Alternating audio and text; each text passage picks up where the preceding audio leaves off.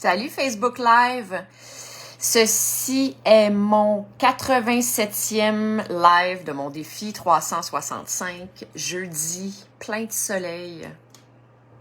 Ça fait du bien? Mon Dieu, que ça fait du bien. Est-ce que vous êtes comme moi, vous, et vous êtes vraiment perturbé? C'est un gros mot, mais ouais, débalancé quand le ciel est gris tout le temps. Fait que là, avec le retour du soleil, ça fait du bien. Aujourd'hui, je veux parler d'un vieux sage que j'adore, qui s'appelle Gabor Maté.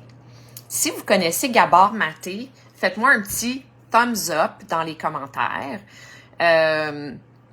Moi, j'ai découvert Gabor Maté dans un film qui a été fait avec lui où il était vraiment au centre de ce documentaire-là qui s'appelle The Wisdom of Trauma. Donc, ouais, Gabor Maté, c'est... Allô, maman? Est-ce que tu connais Gabor Maté, toi? Gabor Maté, c'est un Hongrois-Canadien. C'est un auteur et c'est un physicien qui se spécialise dans les traumatismes d'enfance et dans les addictions, dans les dépendances. C'est un vieux sage que j'aime vraiment beaucoup. À chaque fois que je le vois passer ou que je tombe sur quelque chose qu'il a écrit, j'arrête tout pour l'écouter ou pour lire ce qu'il dit parce que il est magnifique. J'aime beaucoup ses enseignements et ce qu'il partage. Donc, aujourd'hui, je veux parler de son message, en fait. Fait que je vais vous résumer ce qui est à la base de ses enseignements. C'est un penseur. C'est un penseur. Mais notez ça, le film The Wisdom of Trauma, qui veut dire la sagesse des traumatismes, la sagesse du traumatisme. C'est probablement pas ça la traduction. Je sais même pas s'il y a une traduction, probablement pas encore, en fait, parce qu'il est relativement nouveau, ce film-là. Mais peut-être qu'il y a des sous-titres qui viennent avec. Bref, regardez ça si vous êtes intéressé par ce genre d'enseignement-là, parce que c'est un film qui est vraiment, vraiment magnifique. Donc, en gros, ce qu'il dit, M. Maté, c'est que les traumatismes d'enfance nous emmènent à créer des mécanismes d'adaptation qui vont déterminer notre personnalité à l'âge adulte, puis qui vont dans une grande majorité des cas, même déterminer la nature de notre vie, carrément. Ça, on le sait, OK? Mais on parle pas de gros traumatismes nécessairement. C'est là que c'est étonnant, parce qu'on parle de tous les types de traumatismes, du petit traumatisme au gros traumatisme. Quand je dis petit traumatisme, j'en parle souvent. Ça peut être tout simplement des mots, un mot, une phrase qu'on s'est fait dire à un moment donné quand on était enfant et qui nous a troublés. Tout ça, c'est inconscient, mais c'est assez puissant pour nous avoir traumatisés d'une certaine façon et aujourd'hui influencer nos rapports avec les autres, mais la façon qu'on va se présenter dans le monde, la façon qu'on va vivre notre vie, carrément.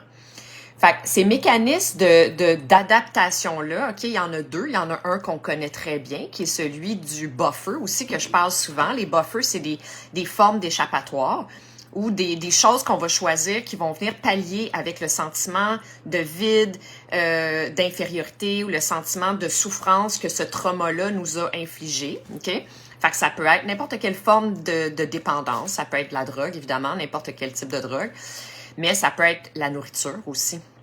Et il y a beaucoup de monde qui souffre de ça. Ça paraît pas de l'extérieur. Mais ça existe. Beaucoup. On ne soupçonne pas, mais il y a des gens qu'on côtoie tous les jours qui souffrent de ça silencieusement, des troubles alimentaires. Sinon, ça peut être le jeu, n'importe quelle dépendance. J'en ai parlé à plusieurs reprises. Fait que ça, c'est le premier mécanisme d'adaptation au traumatisme. Le deuxième mécanisme d'adaptation, ça va être encore une fois, inconsciemment, passer sa vie à essayer de prouver le contraire de ce que le trauma en question nous a fait ressentir. Fait que, par exemple, si le trauma en question nous a fait sentir qu'on n'était pas bonne, OK? Qu'on n'était pas assez, qu'on n'était pas à la hauteur. Puis là, tu sais, je veux juste faire un petit pause 3 secondes. Ce que je suis en train de dire, c'est pas le procès de nos parents, c'est pas le procès de nos éducateurs, c'est pas le procès de la société dans laquelle on a grandi. C'est juste une invitation à une petite introspection, parce qu'on sait que les introspections sont à la base, c'est le premier pas en fait d'un cheminement vers le bien-être, d'une libération, de la paix intérieure. Et que, ouais, c'est ça. Fait que dans l'esprit où on aimerait se libérer de certains boulets intérieurs inutiles ou qu'on aimerait tout simplement apprendre à se comprendre mieux. Qu'est-ce qui se passe? Tu sais, pourquoi qu'on se ramasse souvent dans certains types de relations? Pourquoi on se ramasse souvent avec à aboutir avec le même genre de dénouement dans notre vie? Tu sais, bon, tout ça. Fait que bref, c'est pas le procès de personne. Nous sommes tous des humains, puis on apprend tous à vivre, puis ça vient avec des erreurs. Et peu importe, OK? Donc, mécanisme, je récapitule, mécanisme numéro 2 d'adaptation qui vient d'un trauma, ça va être de inconsciemment essayer de prouver au monde qu'on est bon, OK? Si le trauma en question nous a fait sentir qu'on n'était pas bon, mettons, OK? Peu importe c'est quoi. Puis là, ben ça peut venir de n'importe qui nous dit quand on est jeune, non, t'es pas assez, donne-moi en plus, non, t'es paresseux, tu peux en donner, ben non, fais ça comme ça, non, fais pas ça comme ça, fais ça comme ça, va-t'en en punition pendant Dalali parce que t'as fait quelque chose de pas correct. Je dis pas que c'est pas la façon qu'il faut éduquer les enfants, ça, je me lancerai absolument pas là-dedans. Mais je fais juste faire un lien avec ce qui peut habiter encore à l'intérieur du corps de l'adulte que nous sommes, puis qui mériterait notre attention un petit peu. Alors, peu importe la source, la raison pour laquelle on s'est senti peut-être, quand on était enfant, on s'est senti pas assez, OK? Ben, on va inconsciemment passer notre vie à essayer de prouver qu'on est bon. Puis pour faire ça, on va être fin avec tout le monde. On va être fin avec tout le monde, puis on va pas partager la façon qu'on se sent vraiment. On va jamais dire aux gens comment on se sent vraiment parce que ça se pourrait que les gens, ça leur plaise pas comment qu'on se sent. On va jamais mettre nos limites parce que ça se pourrait que ça plaise pas aux gens, nos limites. Ça se pourrait que ça repousse des gens, nos limites. Tu sais, on va travailler très fort pour essayer de se prouver, pour essayer de gagner l'approbation. J'en ai parlé aussi beaucoup, parce que ça, c'était ma bébite à moi. Ça l'est même encore un peu. C'est le combat d'une vie. Mais ça se traite, je vous rassure.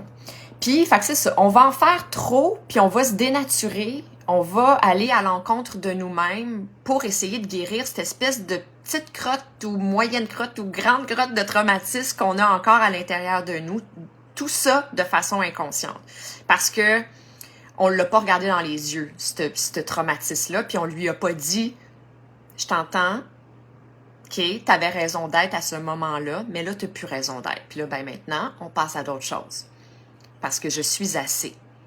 Même si je dis aux autres comment je me sens, même si je me montre dans toute ma vérité, même si je suis vulnérable, même si ça vient avec des conflits parce que je dis ma limite à quelqu'un, puis je me mets à risque d'un conflit avec quelqu'un parce que je me mets à risque d'être en désaccord avec l'opinion de l'autre, ou peu importe, tu sais.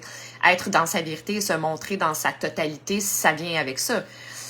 Et pour être capable de le faire, ben faut être capable de prendre des cassures si c'est ça qui se passe, des conflits si c'est ça qui se passe, ou des gens qui s'en vont, tu sais, peu importe. Faut être assez solide sur nos pattes. Ça vient évidemment avec la confiance en soi, de l'amour-propre et tout ça.